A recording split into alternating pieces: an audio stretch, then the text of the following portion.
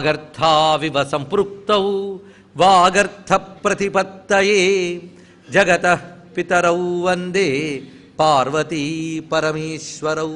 భజే శ్రీచక్రమధ్యస్థాం దక్షిణోత్తరయోః సదా శ్యామావార్తాళి సంసేవ్యాం భవానీం లలితాంబికాం.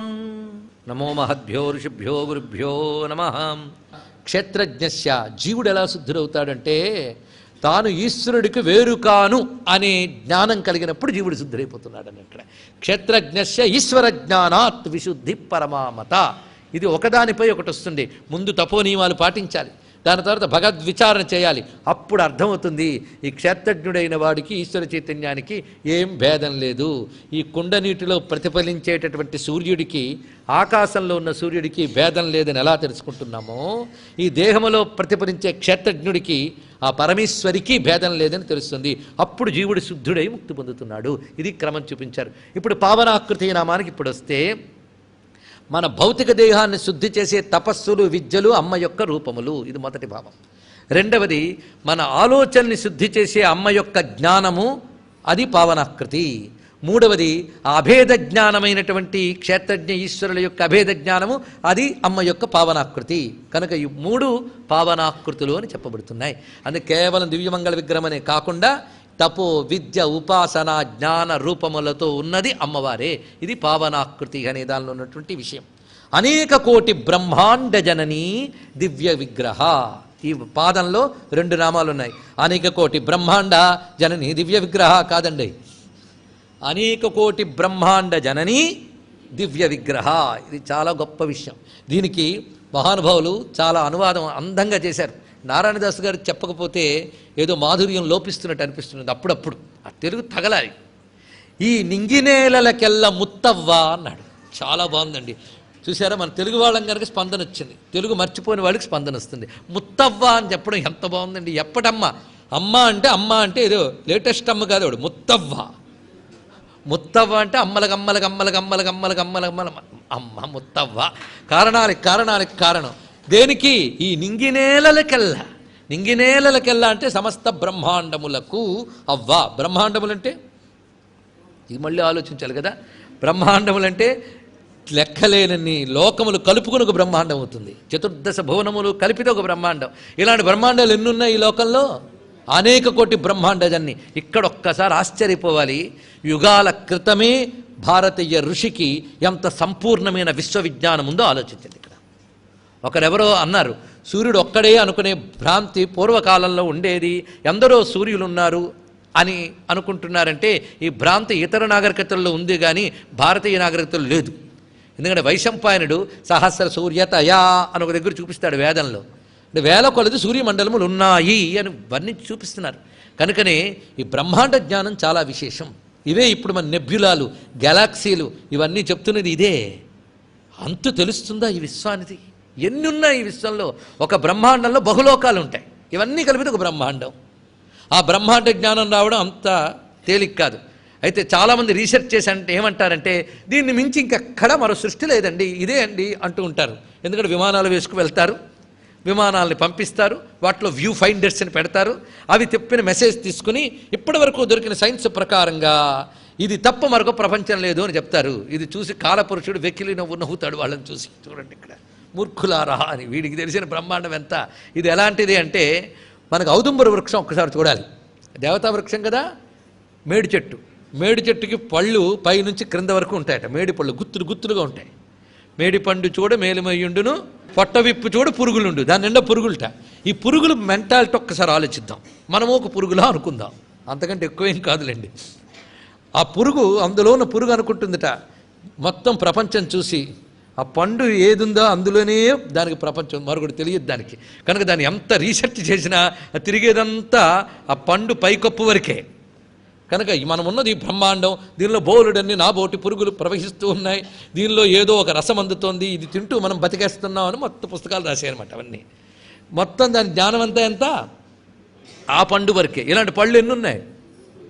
చిత్రం. అయితే ఈ పళ్ళన్నీ దేనికవే ఉన్నాయా? ఇది ఆలోచించండి. ఇన్ని పళ్ళకి రసం ఒక్కటే. ఏది? ఒకే చెట్టు. అలాగా ఈ బ్రహ్మాండములని పళ్ళులాగైతే ఈ పళ్ళన్నిటినీ పోషిస్తూ రసమిస్తూ కాపాడుతున్న చెట్టు అమ్మ. ఇది అనేక కోటి బ్రహ్మాండ జనని అన్నప్పుడు భావించవలసింది. ఎన్ని బ్రహ్మాండములండి! ఇవి ఒక్కసారి తెలిస్తే మన అహం, దేహగతమైన అహం పోతుందా లేదా? వృక్షమంతా ఏ రసం ప్రసరిస్తుందో ఆ రసమే ఇందులో ఉన్నదని తెలుసుకుంటే ఆ ఏకత్వం చాలా గొప్పదే. కానీ దీనికి ఇదే గొప్పదనుకుని పరిమితులు చూడకుండా ఎంత ఎదగలం. అందుకే అనేక కోటి బ్రహ్మాండ జనని అనేటటువంటి ఒక అద్భుతమైన అంశాన్ని ఆవిష్కరించిన భారతీయ ఋషులకు నమస్కారం చేసుకుందాం. ఇది ఎందుకు చేయగలిగారంటే అంతుపట్టని ప్రపంచమంతా ఒకే అమ్మ రూపంగా దర్శించగలిగిన కీలకం వల్ల పట్టుకోగలిగారు వాళ్ళు ఇక్కడ. అందుకే అనేక కోటి బ్రహ్మాండ జనని దివ్య విగ్రహ పావనాకృతి. ఏమిటయ్యా పావనాకృతి అంటే మేము చూసామండి, చెరకు వెళ్ళి పువ్వులు బాణాలు పట్టుకు కూర్చుంది. ఆవిడ ఎవరనుకున్నావయ్యా? అనేక కోటి బ్రహ్మాండ జనని. అది తెలుసుకో. ఆ అమ్మ అనేక కోట్ల బ్రహ్మాండముల్ని కన్న తల్లి. మరి ఆ తల్లి దివ్య విగ్రహ కనుక ఆవిడ విగ్రహం ఇప్పుడు తెలిసిపోయిందనమాట. మళ్ళాంటి విగ్రహం కాదు, ఇట్స్ డివైన్. దివ్య విగ్రహ అది భౌతిక వికారములతో కూడినది కాదు. మనం చూసే విగ్రహాలన్నీ కూడా భౌతిక వికారములే. అందుకు ఒక ఆయన అన్నాడు, విగ్రహారాధన ఎంతవరకు చేయాలని? నీకు విగ్రహం ఉన్నంతవరకు చేయవయ్యా అని చెప్పాడు. అంతే, మరొకట్లేదు. మనకి విగ్రహాలు ఉన్నంతవరకు విగ్రహారాధన చేసుకోవాలండి, తప్పదది. అందుకు ఏ విగ్రహాన్ని భావిస్తే మరి విగ్రహాలు ధరించకుండా ఉంటావో అలాంటి విగ్రహాల్ని భావించు. ఆ విగ్రహాలే దేవతా విగ్రహాలు. ఇది తెలుసుకోవాల్సింది. ఇప్పుడు అమ్మవారి విగ్రహం, విగ్రహం అనే శబ్దానికి అర్థం ఏంటి? విశేషముగా గ్రహించున్నది విగ్రహం. భగవతత్వాన్ని విశేషంగా గ్రహిస్తుంది కనుక విగ్రహం. ఇది తెలుసుకోవాల్సింది. అందుకే ఆ విగ్రహం ఎలాంటిది? దివ్య విగ్రహ. దివ్యం జన్మకర్మచ మే దివ్యం అన్నాడు కృష్ణ పరమాత్మ. నేను నీలాగే పుట్టా, నీలాగే పెరుగా అనుకోకయ్యా అర్జున. నీతో పాటు నిరంతరం కలిసి తిరుగుతూ గుర్రం తోలుతున్నాను కనుక నేను నీలాంటి వాడిని అనుకోకు. జన్మకర్మచ మే దివ్యం పో అన్నాడు ఇక్కడ. నా జన్మ కర్మలు దివ్యములయ్యా అన్నాడు. అందుకే అమ్మవారి యొక్క పావనాకృతులు దివ్యములు. దివ్యములు ఎందుకు? పరిత్రాణాయ సాధునా వినాశాయ చ దుష్కృతాం. సాధుత్వాన్ని రక్షించడానికి, దుష్టత్వాన్ని శిక్షించడానికి ధరించిన ఆకారములు కనుక దివ్య విగ్రహం. ఒక ఆయన అడిగాడు, మరి అమ్మ ఆ ధరించిన ఇంకా దుష్టత్వం ఉంది ఏంటండి లోకంలో అని.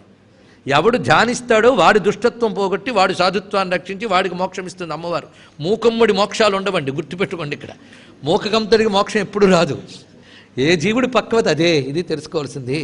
మొన్నెక్కడో వరదలయ్యాయి, అందరూ పోయారు. అందరూ పోయారా? కొందరే. అలాగే అందరికి ఒకేసారి అన్నీ రావు, వాళ్ళ కర్మలు బట్టి వస్తుంటాయి. ఇది తెలుసుకోవాలి. అందుకే మూకుముడు మోక్షాలు ఉండవు. దివ్య విగ్రహ, అందుకే దివ్యమైన విగ్రహం ధరించింది. ఎవరు ఆ విగ్రహాన్ని ధ్యానిస్తున్నారో వారిలో ఉన్నటువంటి పరిత్రాణాయ సాధునా వినాశాయ చ దుష్కృతాం ధర్మ సంస్థాపనార్థాయ సంభవామి యుగే యుగే. యుగే యుగే అంటే మాటి మాటికి. మాటి మాటికి అంటే నువ్వెన్ని మార్లు ధ్యానిస్తావో అన్ని మార్లు అర్థం. అలా ధ్యానించినప్పుడు ప్రతిసారి నీ హృదయంలో సంభవించి నీలో ఉన్న దుష్టత్వాన్ని పోగొట్టి శిష్టత్వాన్ని రక్షించి ఏది పట్టుకోవడం వల్ల నువ్వు మోక్షాన్ని పొందగలవో ఆ ధర్మము నిలబెడుతుంది. ఇది దీని యొక్క అర్థం అండి. అలా ధరించిన విగ్రహమే దివ్య విగ్రహ అని చెప్పబడుతున్నది. ఇప్పుడు మరొక అద్భుతమైన భావాన్ని మనం పరిశీలించాలి. ఎందుకంటే వీటన్నిటికి మూలాలు వెతుకుతూ ఉంటే కనెక్టివిటీ అంత అద్భుతంగా ఉంది గనక, ఇవి శాస్త్రీయమైన నామాలు గనక శాస్త్రంతోనే పరిష్కరించుకోవాలి. అనేక కోటి బ్రహ్మాండజన్ని దివ్య విగ్రహ ఒకే నామంలో ఎందుకు పెట్టారు? ఇది తెలుసుకోవాల్సింది. అమ్మవారి విగ్రహం ఎలా ఉన్నది? దివ్యం. ఆ దివ్యమైన విగ్రహం నుంచి అనేక కోటి బ్రహ్మాండాలు ఉత్పన్నమవుతున్నాయండి. ఇది ఒక్కసారి భావించవలసింది. అనేక కోటి బ్రహ్మాండములు ఎక్కడున్నాయి? ఇందాక చెప్పిన అన్ని రకాల మేడిపళ్ళు ఎక్కడున్నాయి? ఒకే మేడి చెట్టుకున్నాయి. కనుక ఇన్ని అనేక కోటి బ్రహ్మాండములు అమ్మ అనేటువంటి చెట్టును ఆధారం చేసుకుని ఉన్నాయి. వృక్ష ఇవ స్తబ్ధో దివి తిష్టత్యేక ఉపనిషత్తు దీన్నే చెప్తున్నది. ఇవన్నీ ఆ చెట్టుని ఆధారం చేసుకున్నప్పుడు ఆ చెట్టును చూస్తే అంత దివ్యం అనిపిస్తుంది కదా. అది బ్రహ్మాండములన్నీ ఎవరి ఎందున్నాయో అమ్మ యొక్క ఆకారాన్ని ఒక్కసారి భావించండి. ఆ విరాట్ విగ్రహ అయినప్పుడు ఎంత దివ్య విగ్రహం అది. అదే విశ్వరూపం అని చెప్పినప్పుడు అనేక కోటి బ్రహ్మాండములు అమ్మ నుంచే పుట్టి అమ్మ నుంచే పెరిగి అమ్మ యందే లీనమవుతున్నాయి. ఇది ఎలాగూ దివ్య అని దేన్ని అనాలి ఇప్పుడు చూద్దాం. దివ్యము అంటే జ్యోతిర్మయము. దివి అనే పదానికే జ్యోతి అని అర్థము. అందుకే దేవత దివ్యము అంటే ప్రకాశ స్వరూపం అని అర్థం. కానీ దివ్య విగ్రహ అంటే జ్యోతిర్మయమైన స్వరూపం అమ్మవారు అని. ఆవిడ నుంచి జ్యోతులు తీసుకుని అనేక రకాలైన బ్రహ్మాండాలు ఏర్పడ్డాయి. మనం చూస్తున్న నక్షత్రములు, గ్రహములు, సూర్యచంద్రాగ్నులు ఇవన్నీ కూడా జ్యోతులు అవునా కదా. ఈ జ్యోతులన్నీ ఏ తల్లి విగ్రహం నుంచి వచ్చాయో ఆవిడ జ్యోతులకు జ్యోతి. జ్యోతులకు జ్యోతియే ప్రకాశిస్తున్న విగ్రహం కనుక దివ్య విగ్రహ. దాని నుండి ఇవన్నీ వెలికి వస్తున్నాయి. ఇది సరిగ్గా మనకు ఉపనిషత్తులో యథాగ్నే క్షుద్రా విస్ఫులింగా వ్యుచ్చరంతి అనే మంత్రంలో చూపిస్తున్నారు. ఇక్కడ ఒక జ్వలిస్తున్న అగ్ని నుంచి నిప్పురవ్వలు వెలికి వచ్చినట్లుగా పరమాత్మ నుంచి సర్వే లోకా సర్వే దేవా సర్వే జీవా ఇది వివరిస్తున్నదండి. పరమాత్మ నుంచి లోకములు, ఈ దేవతలు, ఈ జీవులు, ఈ సమస్తము ఎలా వచ్చాయి అంటే జ్వలిస్తున్న అగ్ని నుంచి నిప్పురవ్వలు వచ్చినట్లు అని చూపించాడు ఇక్కడ. అలా ఇప్పుడు అనేక కోటి బ్రహ్మాండ జనని అంటే ఈ బ్రహ్మాండములని నిప్పురవ్వలు. ఈ నిప్పురవ్వలన్నిటికీ మూలమైన జ్యోతిస్వరూపం దివ్య విగ్రహ. ఇది అన్వయం అంత దగ్గర చూపిస్తున్నాడు. ఆ దివ్య విగ్రహం నుంచి ఇవన్నీ వచ్చాయి. ఇక్కడ రవ్వల నిండా ఉన్నదేమిటి? ఆ దివ్యమే. అదేవిధంగా కనిపిస్తున్న రవ్వలు లాంటి లోకాలలో, బ్రహ్మాండముల్లో, శరీరాల్లో వీటన్నిటా వ్యాపించుంటుంది ఆ నిప్పే. ఆ నిప్పే అమ్మా, ఇది తెలుసుకో. ఆ దివ్య విగ్రహాన్ని ధ్యానించు. ఇది అనేక కోటి బ్రహ్మాండజన్ని దివ్యగ్రహ. క్లీంకారీ కేవలా గుహ్య కైవల్య పదదాయిని. ఔచిత్యం తెలిస్తే దీనికి వ్యాఖ్యానించడానికి నోట మాట రాదండి. అంత తాదాత్మ్యం ఉంటుంది ఈ నామంలో. చాలా అద్భుతమైన నామములు. ఈ వరస క్లీంకారము యొక్క శక్తిని నామాలన్నీ వ్యాఖ్యానిస్తున్నాయి. క్లీంకారి కేవల గుహ్య కైవల్య పదదాయిని. ఒక పాదంలో నామాలు ఉన్నాయంటే దానికున్న అనుబంధం జాగ్రత్తగా చూడాలి. ఇది చాలా విశిష్టమైన భావం. అది గ్రహించే శక్తి, గ్రహింపజేసే శక్తి ప్రసాదించమని అమ్మవారికి నమస్కారం చేసుకుని ఈ దివ్యనామంలోకి ప్రవేశించేద్దాం. ఎందుకంటే ఈ నామాన్ని వివేచన చేసుకుంటేనే ఒక గొప్ప సాధన. అందుకే ఇక్కడ నుంచి వాగీశ్వరీ విద్య అని ఒక విద్య ప్రారంభమవుతుంది. ఇక్కడ ఒక్కొక్క నామముల గుర్తి ఒక్కొక్క విద్య కదా. ఇప్పుడు క్లీంకారి, మన హ్రీంకారికి చెప్పుకున్న వ్యాఖ్యానం ఎలాగో అలా క్లీంకారి. క్లీంకారి ఇది పట్టుకోవాల్సిన గొప్ప శబ్దం. ఇది క్లీంకారి కేవల గుహ్య కైవల్య పదదాయని. క్లీం అనే బీజాన్ని వ్యాఖ్యానిస్తున్నారు. ఇక్కడ చెప్పాం కదా అని రేపటి నుండి చేసి వద్దు, అది మళ్ళీ చెప్పడం. గురూపదేశం ఉండాలి ప్రతిదానికి. కానీ శాస్త్రంలో వివేచనగా నామానికి అర్థం చెప్పుకోవచ్చు కనుక ఇక్కడ చెప్పుకుంటున్నాం. క్లీంకారం అమ్మ యొక్క స్వరూపము. ఇది విశేషం. ఇది నిజానికి బాలామంత్రంలో మనకి నడుమ కనబడుతూ ఉన్నటువంటి ప్రధానము. అలాగే చండీ మంత్రంలో కనబడుతుంది. అమ్మవారి మంత్రములన్నిట్లో భాషిస్తుంటుంది. ఈ క్లీంకారం చాలా విశేషం. ఇది మోక్షకారక బీజము. ఇది తెలుసుకోవాల్సింది. దీనిలో రాధాకృష్ణ తత్వం చెప్పబడుతుందని, లక్ష్మీనారాయణ తత్వం కూడా కలిసి ఉన్నది. అందుకే ఎవరైనా లక్ష్మీ అష్టోత్తర శతనామ పారాయణ చేసే అలవాటు ఉంటే దానికి పూర్వాపరాల్లో ఉపోద్ఘాతం, ఉపసంహార శ్లోకాల్లో క్లీం బీజం గురించి వివరిస్తాడు. అక్కడ అది లక్ష్మీనారాయణ ఉభయతత్వాన్ని చూపిస్తుంది. లక్ష్మీనారాయణ ఉభయతత్వం కలిపితే అందులో ఇద్దరు ఉండాలి కదా. లక్ష్మీనారాయణ పుత్రుడు ఎవరు? మన్మథుడు. అందుకే ఇది మన్మథ బీజం. క్లీంకారాన్ని మన్మథ బీజం అంటారు. మన్మథ బీజం అనగానే మనకు చాలా వికారాలు వచ్చేస్తాయి. చాలా మన్మధుడు, కామరాజం, వశీకరణ. దీనికి వశీకరణ బీజం అని కూడా పేరండి. కానీ వశీకరణ బీజం కనుక ఎవరినైనా వశం చేసుకోవడానికి దీన్ని వాడుకోవచ్చని దుర్మార్గాల వైపు ఆలోచించద్దు. వశీకరణం అంటే ఏమిటి? క్లీం అంటే లాగుట, ఇది అర్థం. ఆకర్షణ శక్తి, ఆకర్షణ శక్తి. క్లీంకారి అంటే ఆకర్షణ శక్తి స్వరూపుని. ఇది ప్రధానమైన అర్థం. ఇప్పుడు వెళదాం. ఆకర్షణ శక్తి, కర్షణ శక్తి కలవాడే కృష్ణుడు. కానీ కృష్ణ బీజం ఇది విశేషం. ఇది ఆకర్షణ శక్తి అమ్మవారు. ఇందాక చెప్పారే అనేక కోటి బ్రహ్మాండ జననీ దివ్య విగ్రహ క్లీంకారి. ఇప్పుడు అనుబంధం చూద్దాం. ఈ బ్రహ్మాండములన్నీ వేటిక వేరుగా ఉన్నట్టు కనబడుతున్నాయా లేవా? కానీ వేటిక వేరుగా ఉన్నాయా? ఇవన్నీ లాగి ఒకటి పట్టుకుందండి. ఒక ఆధార వస్తువు పట్టుకుంది. వీటన్నిటినీ లాగి పట్టుకుని నడిపిస్తోంది ఒక శక్తి. ఇవన్నీ ఆవిడ కంట్రోల్లో ఉన్నాయి. కంట్రోల్ తప్పితే చిట్లిపోతాయిటండి.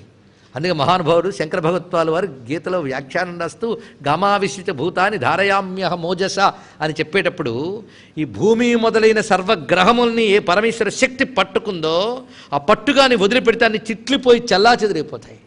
ఇవన్నీ ఎవరు పట్టుకున్నారు? భూమి దాకా. ఎందుకండి? శరీరంలో ఇంద్రియాలన్నీ దేనికి విడిపోకుండా ఏ పట్టు మీద ఉన్నాయో ఆలోచించండి. ఇక్కడ హృదయంలోని ఈశ్వరుని పట్టుకుని శరీరం అంతా లాగి నడిపిస్తున్నది. అలా ఈ జగత్తుని పట్టి నడిపిస్తున్న శక్తి కనుక క్లీంకారి. పట్టి నడుపుతున్నప్పుడు ఈ జగత్తు ఎంత ఉందండి? అంతు లేదు. ఎన్ని ఉన్నాయి ఈ జగత్తులో? ఎంత ఉంది ఈ జగత్తు? ఎన్ని అన్నప్పుడు రకరకాలుగా ఇండివిజువల్స్ అన్ని కలుపుకుని టోటల్ అంతా అంటే హోల్సమ్. ఎన్ని కెరటాలో ఎంత సముద్రమో అలాంటిది అనమాట. ఎన్ని కెరటాలో అందులోవే, ఎంత సముద్రమో అందులోదే. ఇప్పుడు ఎన్ని అంత, ఎన్ని అంత అన్న దాన్నంతటి పట్టి నడుపుతుంది క్లీంకారి. అప్పుడు ఇన్ని అంత అనేది అమ్మవారికి ఉన్నాయా? ఇన్ని అవయవాలు, ఇంత జగత్తు ఎన్ని ఉన్నా జగత్తుకు సంబంధించిన అనేకత్వం. ఈ పట్టి నడిపే శక్తి మాత్రం కేవల క్లీంకారి. కేవల ఆవిడ ఏకాకండి, ఏకాకి. ఏవి ఆవిడికి పట్టలేదు. ఇది ఒక్కసారి ఆలోచిస్తే ఈ శరీరం అంతటిని ప్రసరింపజేస్తోంది అమ్మవారంటే ఈ శరీరంలో వచ్చే ప్రతి వికారం ఆవిడికి రావాలి. సుఖము, దుఃఖము, బాధ, రోగము, రొస్టు ఆవిడికి ఏం రావట్లేదు, కేవల ఎంత నడుపుతూ. ఇది ఎలాగో అంటే ఒక బురద నీటిలో సూర్యబింబం ప్రతిఫలిస్తుంది. ప్రతిఫలిస్తున్నప్పుడు సూర్యుడి నుంచి వేడిని, వెలుగుని నీరు గ్రహించింది. కానీ అందులో ప్రతిఫలించే సూర్యుడికి ఆ బురద అంటలేదు, ఆ నీరు అంటలేదు. ఆయన పరమంగానే ఉన్నాడు. ఇది అర్థం చేసుకోండి, కేవల అర్థమైపోయింది. కనుక అందరిలో ఆవిడ పట్టి నడుపుతూ ఉన్న అనేక కోటి బ్రహ్మాండజన్ని దివ్య విగ్రహ అయిన కేవల. ఇంత కేవలగా ఎలా ఉండగలిగింది అంటే ఆవిడ అందరికీ కనబడకుండా గుహ్యముగా ఉందిట, రహస్యముగా ఉందిటండి. ఎలాగా? ఏకో దేవ సర్వభూతేషు గూఢా ఉపనిషత్తు చెప్తోంది. ఎంత గుహ్యంగా ఉందయ్యా అంటే పాలలో వెన్నవలే. ఇది గుహ్యం కాదు. తిలతైలవత్ దారువన్నివత్ అంటున్నారు భగవద్ రామానుజులు వారు. తిలతైలవత్, నువ్వుల్లో నూనె వలే. నువ్వుల్లో నూనె కనబడుతుందా? కనబడకపోయినా అన్ని పిండి చూద్దామని అనద్దు, ఉందని తెలుసుకుంటే చాలు. ఇక్కడ నువ్వుల్లో నూనె ఉంది, అదేవిధంగా సర్వజీవుల్లోని అది చిచ్చక్తి ఉంది. అప్పుడు ఆవిడ ఎలా ఉంది? కేవలగా ఉన్న తల్లి గుహ్యా. అది నువ్వు తెలుసుకున్నావనుకో, ఈ నేనని దాని మీద ఆధారపడింది కనుక నీకు కూడా అనేకము గోల వదిలిపోయి ఆ కేవలతో తాదాత్మ్యం చెందిపోతావు. ఎప్పుడు? ఆ గుహ్యా కేవల ఆయన తల్లిని పట్టుకున్నప్పుడు. అది ఆ పట్టుకున్నప్పుడు నువ్వు ఆ కేవలత్వ పదాన్ని పొందుతావు ఆ తల్లి అనుగ్రహం వల్ల. అందుకే కైవల్య పదదాయిని, క్లీంకారి కేవల గుహ్యా కైవల్య పదదాయిని. ఎంత అందమైన అన్వయం ఉంది. ఇప్పుడు చూద్దాం. క్లీం అంటే లాగునది, ఇది అర్థం చేసుకోవాలి, ఆకర్షించేది. ఇప్పుడు ఇది ఇంకొక అర్థం లాగుతున్నాడు. క్లీంకారి లోపలికి లాగాలండి, లోపలికి లాగాలి. క్లీం బీజం ఏం చేస్తుంది అంటే వశీకరణం చేస్తుంది. ఏమిటా వశం? ఇది ఆలోచించాలి.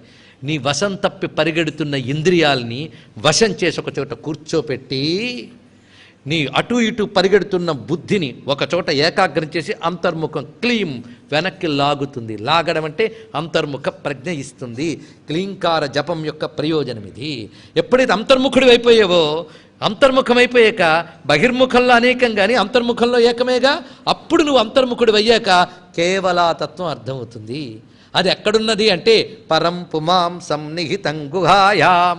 అంతర్ముఖుడు అయ్యాక గుహ అంటే హృదయ గుహయందు ప్రకాశించే ఆ పరతత్వము వైపు నీ దృష్టి వెళుతుంది.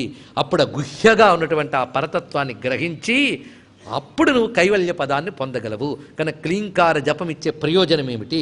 నిన్ను అంతర్ముఖుణ్ణి చేసి నీలో కేవలంగా గుహ్యముగా ఉన్న ఈశ్వరతత్వాన్ని అవగాహన చేయించి ఈశ్వరతత్వంతో తాదాత్మ్యం చెందించి కైవల్య పదమును ఇస్తుంది. ఇది క్లీంకార యొక్క స్వరూపావిష్కరణ మొత్తం ఈ నామాల్లో చేశాడండి. ఇలా అన్వయించుకుంటూ వెళితే ఎంత అద్భుతం ఉన్నది. ఇకపై ఈ నామం చదివినప్పుడు ఎటు వెళ్ళిపోతుంది మనస్సు. అది అలా చదువుకోవాలి. క్లీంకారి కేవల గుహ్య కైవల్య పదదాయిని. ఇలాంటి బీజాక్షాన్ని పట్టుకుని వాళ్ళని వశం చేసుకోవడానికి పనికొస్తుంది. ఇది మన్మథ బీజం అంటూ ఉంటే ఎంత అజ్ఞానం. అందుకే పక్కనే క్లీంకారి వెంటనే ఉపనిషత్ భావంలోకి లాగేశాడు. కేవల గుహ్య కైవల్య పదదాయిని. ఇది ఆ బీజం యొక్క స్వరూపం. ఇదే అమ్మవారి యొక్క త్రికూటముల్లో మధ్యకూటము. ఇది ప్రధానమైనటువంటిది. కేవల.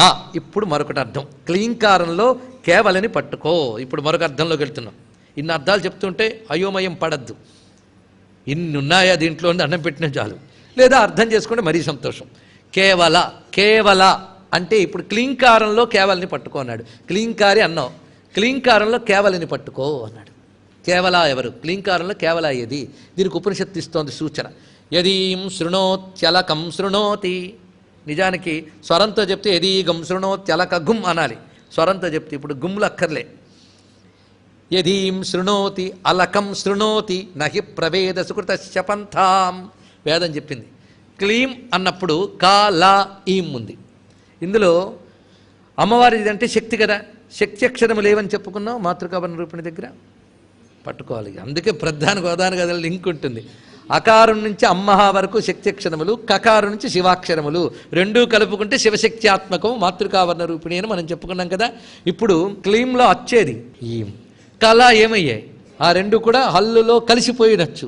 అందుకే ఈ కళ తీసేసి, కళ అంటే పార్ట్, అది చెప్పుకున్నాం. కళ అంటే భాగములు. ఈ ప్రపంచమంతా కళలు. ఇప్పుడు కళ తీసేసి ఈ కళల్లో ఏది ఉందో అది పట్టుకో. కళల్లో ఏదంటే క్లీం. అందులో ఈం ఉండడం వల్ల కళ కలిసి ఉన్నాయట, లేకపోతే కళ విడిపోతుంది. అందుకే ప్రపంచంతో అంత కలిసి ఉండేటట్టుగా క్లీముని పట్టి ఉన్నదేదో అది పట్టుకో. ముందు క్లీమను, తర్వాత కళ తీసి అందులోని కేవలం లాగు. ఆ కేవల అంటే ఈం, ఈం అంటే కేవల, కేవల అంటే ఇది. ఇది ఎలా ఉంది క్లీంలో? గుహ్య రహస్యంగా ఉంది. క్లీం అన్నప్పుడు రహస్యంగా దానిలో దాగి ఉంది ఆవిడ, అది గుహ్య. ఆ ఈం అనేటువంటి శక్తిని గ్రహించగలిగితే అదే కైవల్య పదదాయిని. దీనికే కామకళారూప అంటారు ఈంకారమే. ఈంకారం గుప్త ప్రణవము. తాం పద్మినీం హీం శరణమహం ప్రపద్యే. ఆ ఈంకారం అనే శక్తిని అంత చక్కగా ఆవిష్కరించి చూపిస్తున్నారు ఇక్కడ. అందుకు ఏది చేసినా ఈమును మర్చిపోకూడదు. శ్రీమన్నా క్లీమన్నా హ్రీమన్నా ఈం ప్రధానం.